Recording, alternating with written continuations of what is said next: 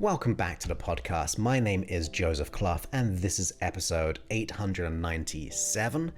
And in today's episode, we're talking about anxiety in getting some real conscious understanding that it's not an enemy. We can easily feel like it's an enemy, that it's like it makes us feel really bad. And you may have heard elements of what I'm about to say, but the reason why this is so important to get now is because in the next two episodes, I'm going to show you via processes, one being hypnosis, and then another one, which is going to be really crazy, of how to let go of anxiety whenever you experience it. So that is why we're doing this conscious pre-work, so that when you do the hypnosis or the other one, which by the way, let go of anxiety within and under 8 minutes. So if you're feeling it, it will be gone. Maybe in 2 minutes, who knows? But you need that conscious prep work first. So I want to make sure that we frame anxiety in the right way.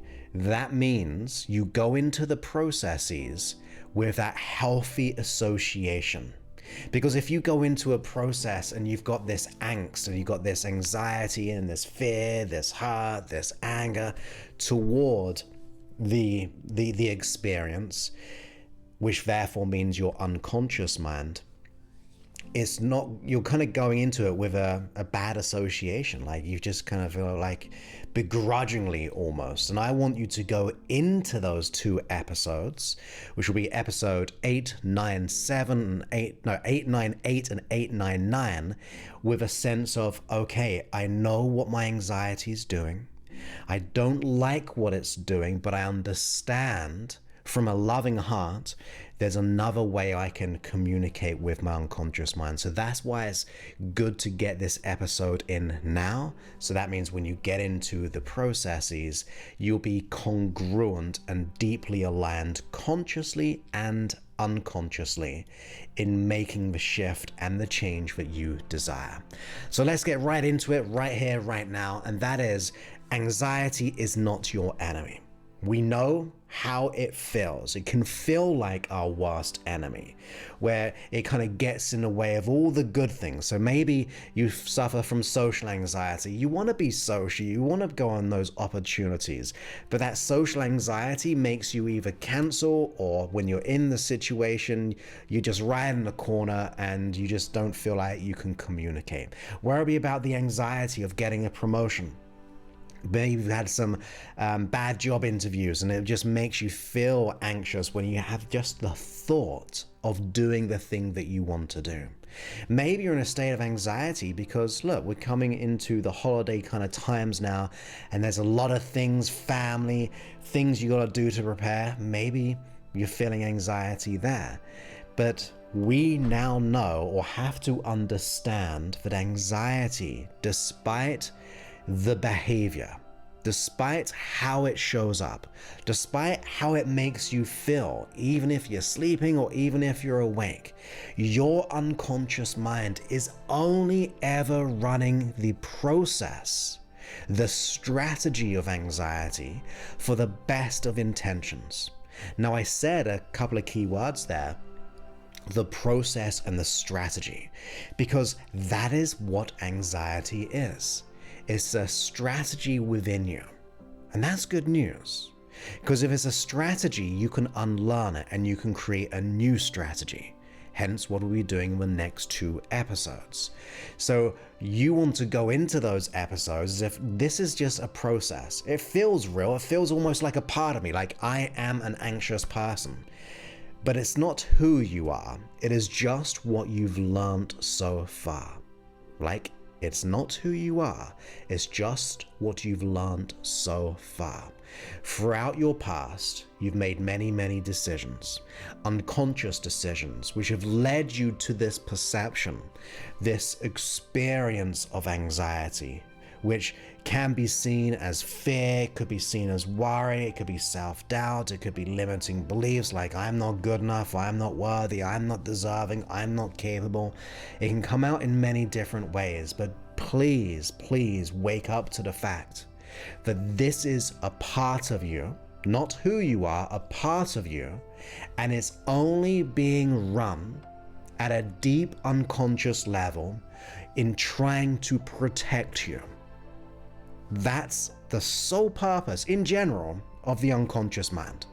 It is here to preserve you, protect you in every single way. The fight and flight, the healing of the body, the maintenance of the organs, the blood flow, the habits, the memories, all of these things, the perception of time.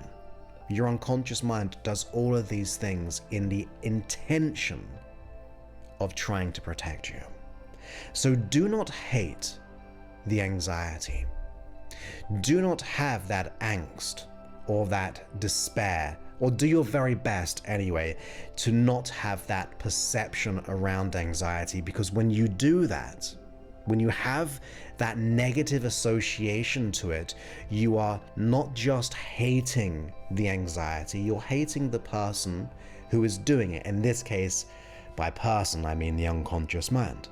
So you may have done some good things to other people, or you had good intentions to help someone, and if they just turned around to you and said, that's horrible, that's a really bad thing, it's not going to really make you want to do good things in the future.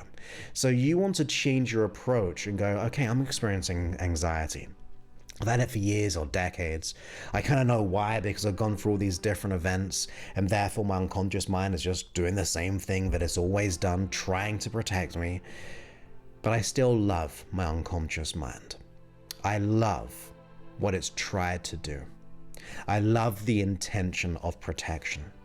I'm going to go fully immersed in that love for self for my unconscious mind.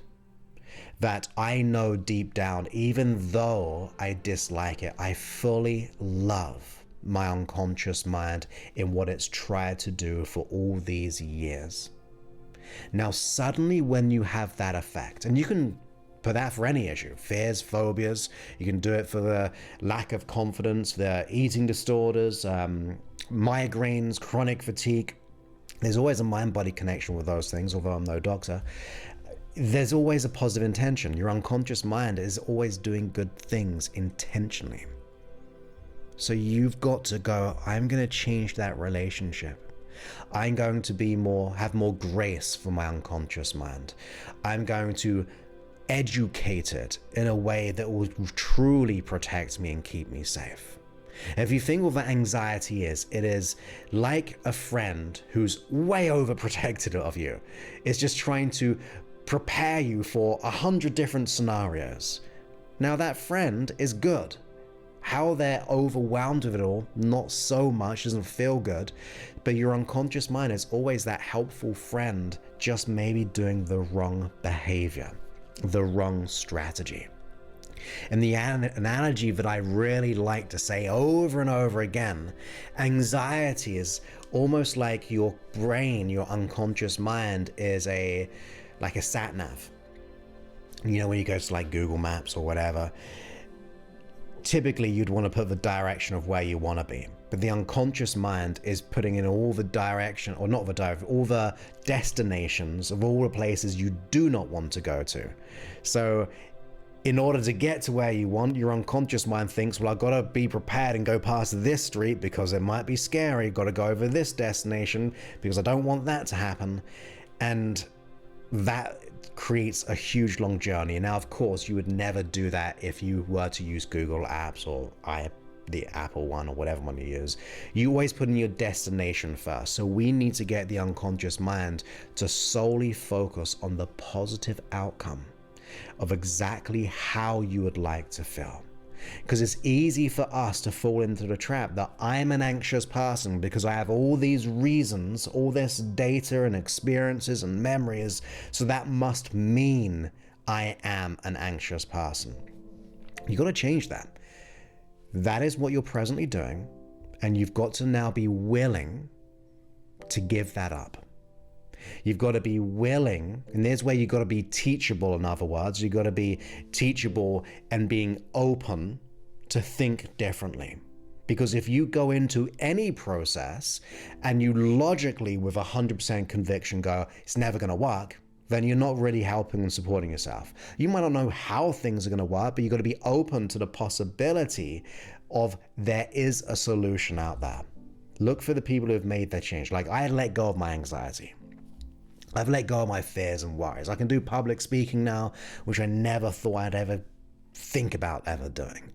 I'm free of anxiety, and I want to show you how to let it go. But the first step is assuming that responsibility of being open and coachable, and to then decide, dedicate in changing the feeling you have around anxiety. Because immediately when you do, you lower the boundaries, you lower the fence, you lower the walls, and you start to have a healthy communication with your unconscious mind. Not from a place of anger or hate, but a one of coaching your unconscious mind, loving your unconscious mind. It is your best friend. So it's time to treat it like a best friend. It might be misguided, but your unconscious mind is your best friend. It has to be if you're going to make this change. So how would you treat a best friend? What would you do? Ask yourself that question. If you have a best friend in your life, how would you treat that best friend? Would you lift up that best friend? Would you focus on all the good things that they do as well? Would you think of their qualities and traits, of how they've helped you in life? Of course you would. So maybe reflect on what is good about your unconscious mind. Have those loving thoughts about the qualities. Like I said, it runs this whole system of us. It heals us without even us doing anything. If I cut myself, yeah, I might keep it clean.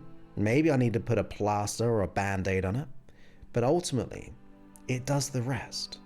It has a great ability to heal us. It does all the other habits, like I'm going to say walking definitely, but also talking in my case when I'm doing these episodes. I'm kind of handing it over to my unconscious mind a little bit. But things like driving or riding a bike, it runs the habits so you don't have to do it. It runs all that healing, runs the body, the memories. Where do memories come from? I don't know. I just trust my unconscious mind. When I think about it, there's something to pop up. And sometimes I can't think of it. When I say, oh, it's going to come back to me, and guess what? My unconscious mind goes, here it is. So change your relationship. Reflect on what the unconscious mind is doing good and great for you every single day. In what it does every day, but for you to have that loving gratitude for your unconscious mind.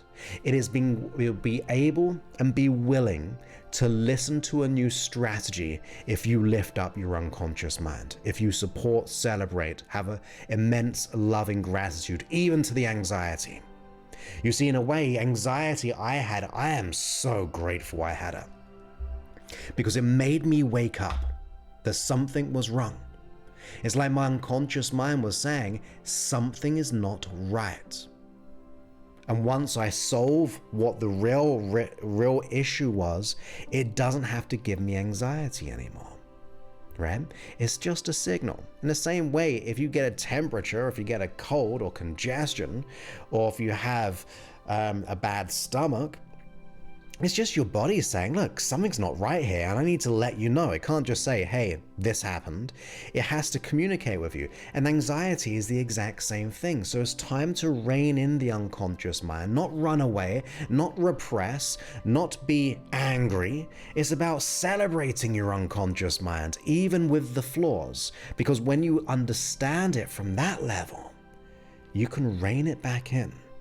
And you can get it to do what you want to do. Imagine that if you wanted to feel super self-certain, it can give you that feeling of super self-certainty. If you wanted to feel confidence, it will give you that feeling of confidence. If you're not feeling that well, but you need to perform, it will give you that temporary fix so you can perform. I know that from having run seminars when I've been unwell.